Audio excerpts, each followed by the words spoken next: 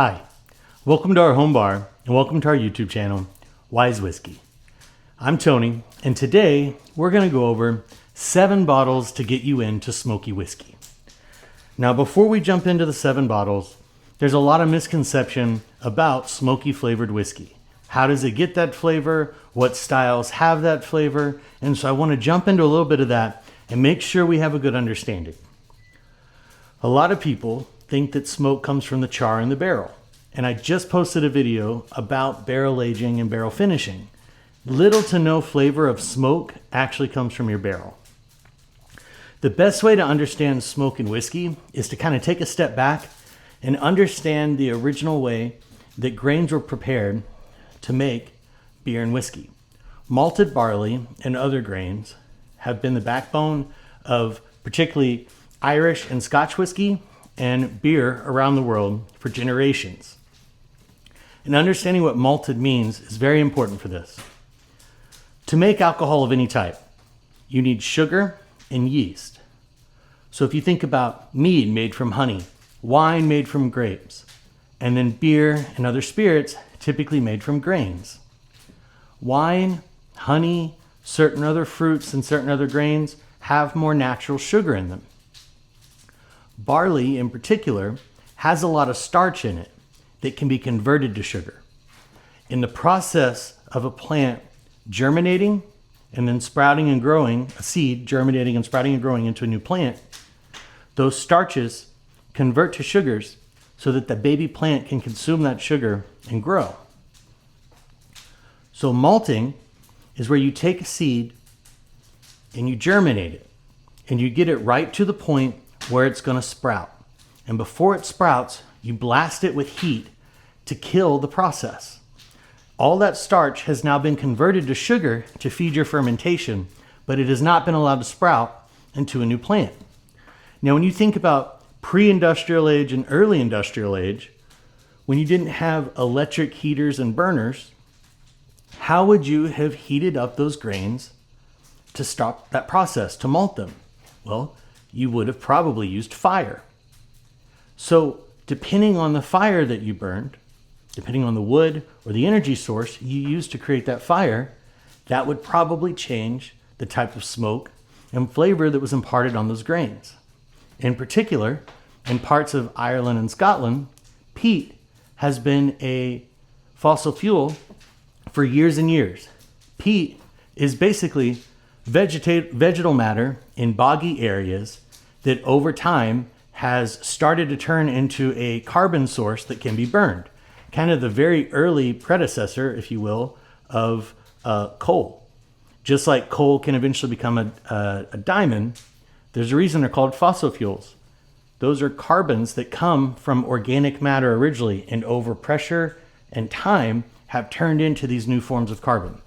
Peat is like the very first step of that. The vegetal matter breaking down and turning into a source that can be cut almost into logs and burned.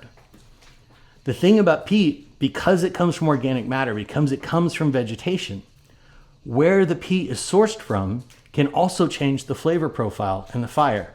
So as peat was used to smoke these grains, to stop them and arrest that sugar in that process, they imparted their own flavor. That's where the history of smoky grains and smoked whiskeys have come from. You see that some in beer as well. There's some German styles that are smoked beers. Rauch beers, typically from the village of Bamberg, I believe the region of Bamberg is where Rauch beers originated. But so there is a misconception that all Scotch or all international whiskey is peated. And that's not true. In fact, the bulk of it is not. Most peated whiskey, most peated Scotch, comes from the Islay region, Islay. It's an island, small island off the coast of Scotland that has a large number of distilleries who have held on to the tradition of peating whiskey. Over time, certain other areas have also either started to use peat or kind of brought the peated whiskey tradition back in. There are also some non-peated smoked whiskeys. So now that we kind of have a good understanding of how a whiskey is peated, we're going to talk about a couple different regions and 7 different bottles, maybe a couple extras, that I think are great representations and are great bottles to get you into liking smoked whiskey. And before we dive into all the different scotches, I do want to do one American smoked whiskey. It has a really unique character. I have featured this bottle on at least one other of my videos, but this is out of Blanco, Texas. This is Andalusia whiskey. This is their brand Striker. So this is an American single malt that has been aged that has been smoked with oak and, let's see here, mesquite, oak, and applewood. So if you're a fan of Texas barbecue and American barbecue in particular, or in general, but particularly Texas, this has a lot of those characteristics. They're using the typical woods you would think of for smoking meat in America to smoke the grains. What's important to know about smoky whiskey is that most distillers try to make a balanced product. So if you have a really intense, savory, smoky flavor from the peat or the malt that you're using in your whiskey, your spirit, the underlying base of the whiskey you're making, tends to be sweeter or is barrel aged to be sweeter because you need to balance out that smoke. Tasting smoky whiskey early on can be very intense and overwhelming, and it can really be hard to get anything other than just the peat note or the smoke note. But once you get your palate after it took me a long time. I didn't taste them regularly, but it genuinely took me a couple years of every few months, someone would have a smoky whiskey and I would try it. And I finally one day got to the point of, wow, there's some amazing flavors there other than smoke. But it took me a long time to get there. It also took me a long time to realize there were different types of smoke and that I liked some better than others. As I've delved into smoky whiskey more, I find that I really appreciate all of them just when I'm in a mood for different things. But it took some of the sweeter ones and some of the different types for me to really find my footing early on with smoked whiskey. I think Striker by Andalusia is a great place to start because it is a smoke that's a little more recognizable to American palates. It's that barbecue smoke. The spirit underneath is very sweet, really rich and nice. And it's just a super unique bottle from a small distillery in the hill country of Texas. So number one on our list, not necessarily in a ranking, but just starting with American and then kind of going over, is Andalusia Striker. From there, we're really going to kind of work our way up with the amount of peat and kind of go from there.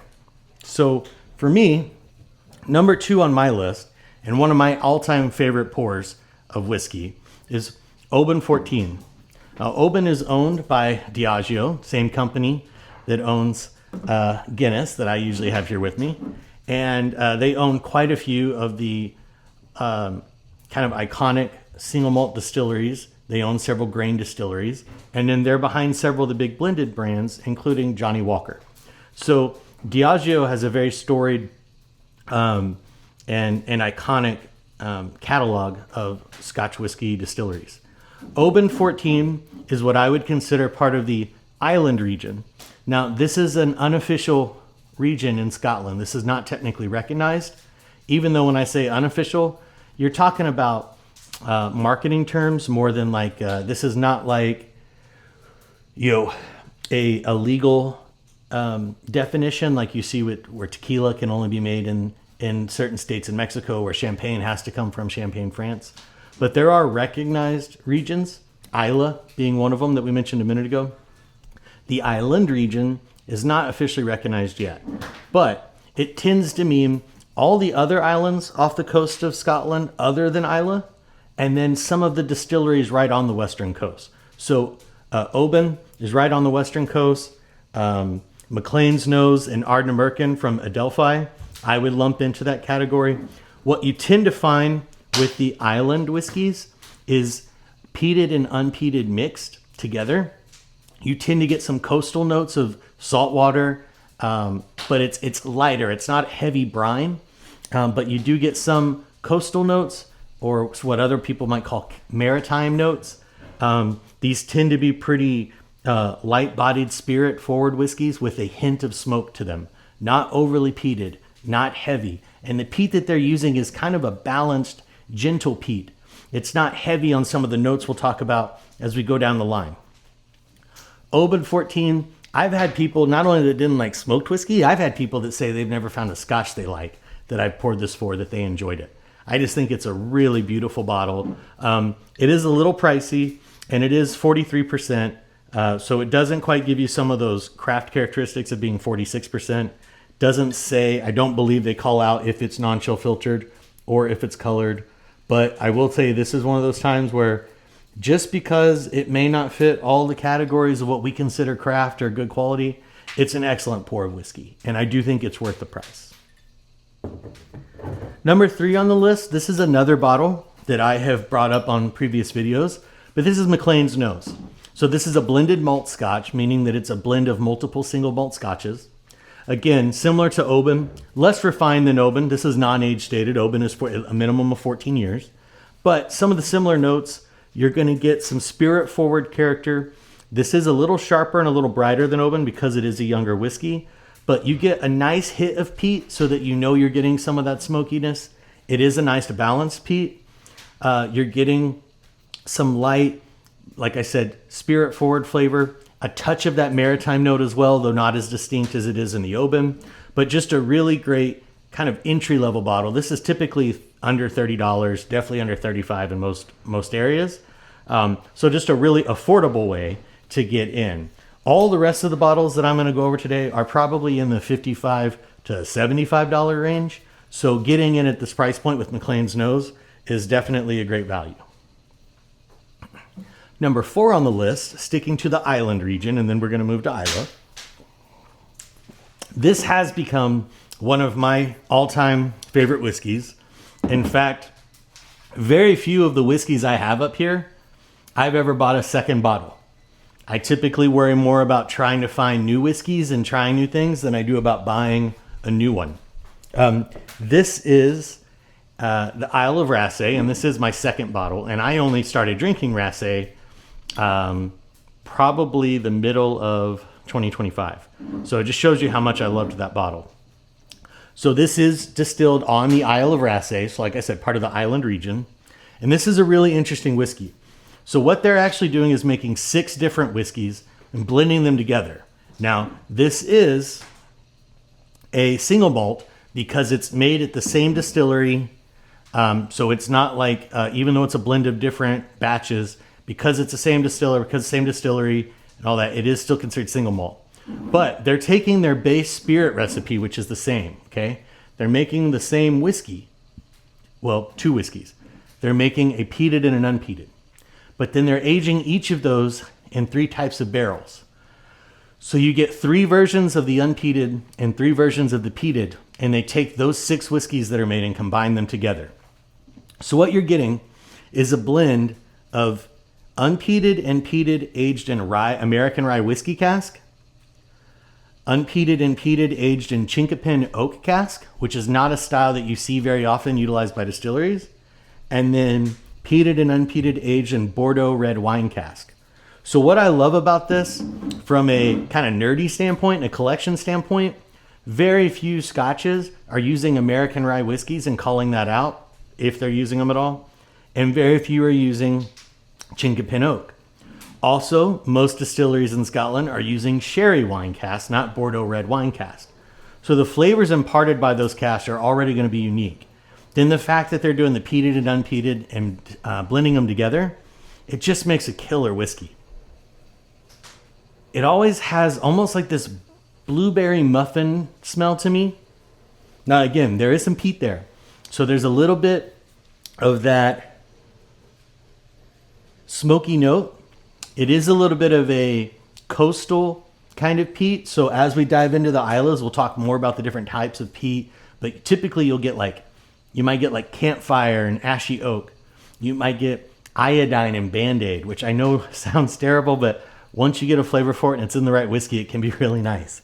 You might get this kind of maritime, coastal, almost like seaweed note.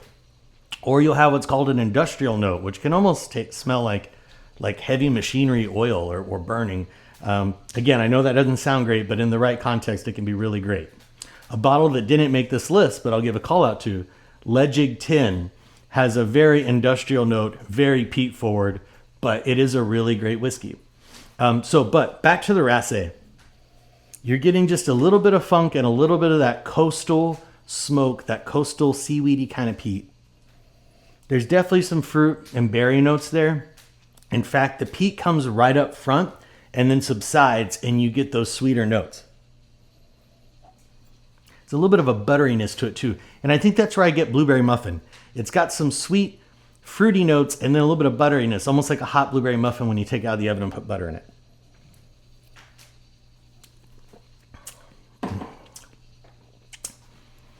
That is such an easy sipping whiskey, but there is so much going on. On the palate, there is some spice, like from the rye cask that I typically don't get in Scotch. There is a little bit of a smokiness there. It comes across a little bit more as that campfire kind of ashy wood smoke than it does coastal on the palate. You definitely get some sweetness, some fruit and berry notes, maybe a little bit of like honey. And then it all kind of merges together. And as you sit with it, each of those notes is still kind of popping up and going away and coming back. It just has a lot of complexity. It's also, this is a non-age stated whiskey. It's not a particularly old pour, but man, the amount of complexity and the amount of flavor they get out of a relatively young whiskey is just incredible. I am such a huge fan of this whiskey. Very excited to try to get some bottles. They do some limited bottles, at least limited in the States. Like I said, this is a blend of 6 different. They do some bottles of each individual. They also do, like, I believe they have a sherry finished out now. They're starting to do some more. This is the only one I've tried from them so far, but I just absolutely love it. I'm going to finish this pour real quick because it's just so good. And the great thing about peated whiskeys, once you get the palate for it, once you get the ability to smell and taste past the smoke and get the other notes, what I love about it is every time you go back to nose it and every time you taste it, you get a little less of the smoke and a little bit more of all the other notes. I think more than any other style of whiskey, even my mom, who does not like to drink whiskey neat, she's not a big spirits drinker, not a big whiskey person, she does enjoy smelling some stuff. And I, just with nosing it, she's been blown away that she's gone in on a whiskey like this and it just smells like smoke. And then I take it away and then she comes back to it and she starts to get the fruit and the other notes. Every time you go back to a peated whiskey on the nose and the palate, it changes a little bit and you tend to get less and less of the smoke.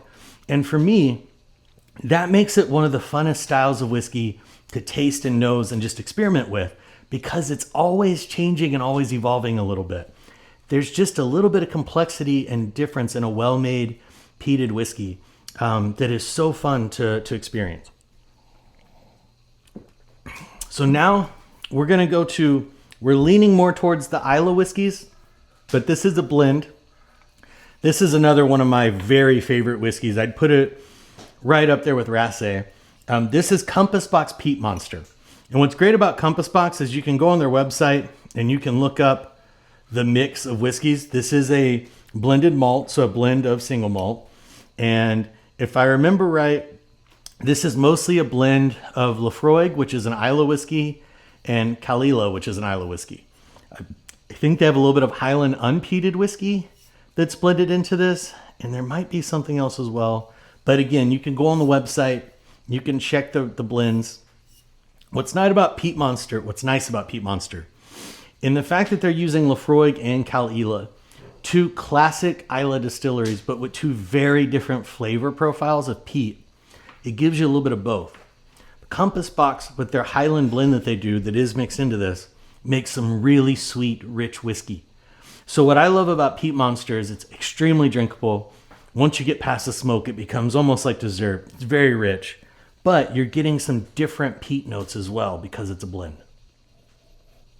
So right off the top, this is kind of funky. This is a little bit of that iodine, almost leaning industrial. So it's briny. It's a little bit of almost like that Band-Aid medicinal smell. Almost a little bit of that machine smell.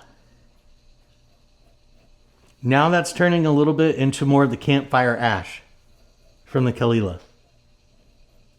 The smoke is changing as I go back to it. Maybe even a little bit meaty now. A little bit of that, almost like that American barbecue note.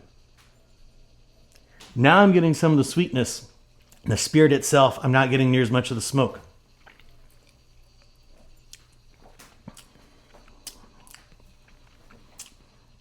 So on the palate, total reversal of the nose.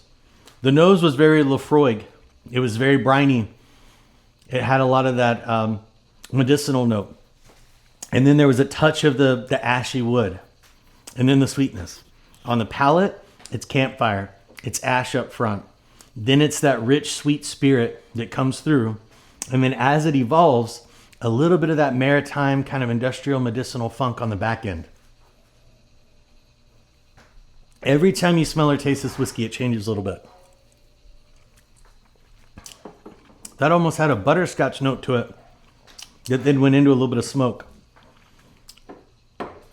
What's really fun about this is all of the notes that I got on the nose are in the palate, but they're in a different order, and you kind of interpret them and interact with them in a different way than you do on the nose.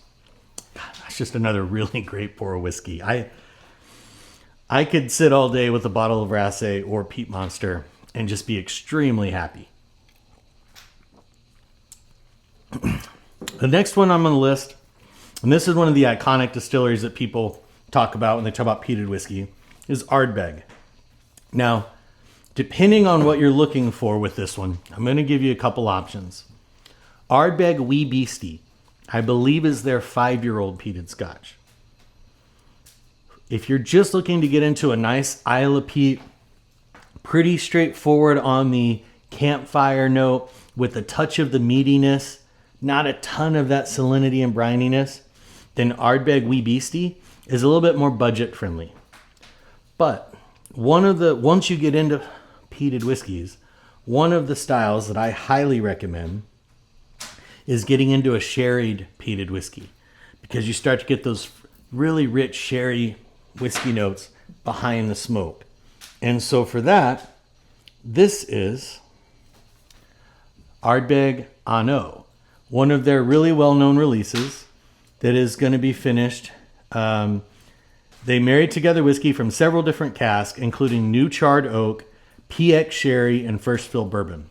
And PX sherry are some of the sweetest and richest sherry barrels you can get.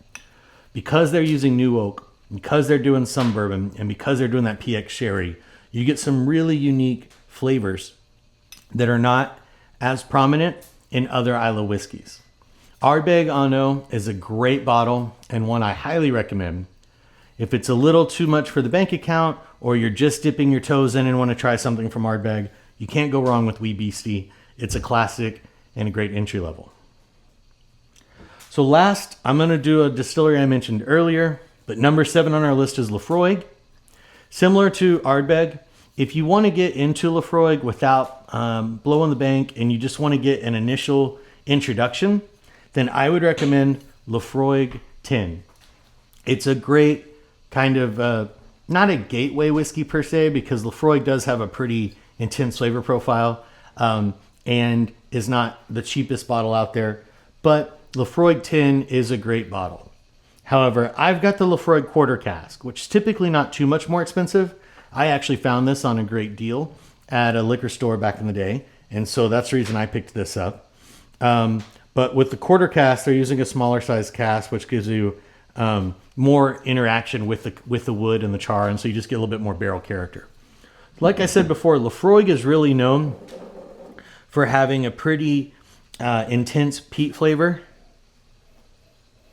It's a little funky, almost cheesy, almost bacony that time. And then I'm getting that kind of briny note, that medicinal note. And then just starting to touch into some of the sweetness. But there is kind of a meaty, very savory nose. And a little funky.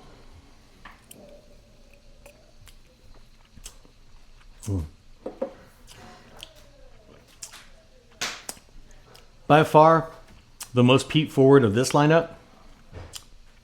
Also with that quarter cask, that oak finish. The sweetness here is a little more subdued because it is kind of a barrel sweetness. It's not the bourbon or sherry imparted in there. Man, it's a little meaty. It's briny. There is some campfire smoke that lingers to it. And it's very soft on the, even though it sounds really kind of heavy and intense, with that extra contact in the barrel, as we talked about in my previous video about barrel finishing and aging, barrels soften and round out a whiskey.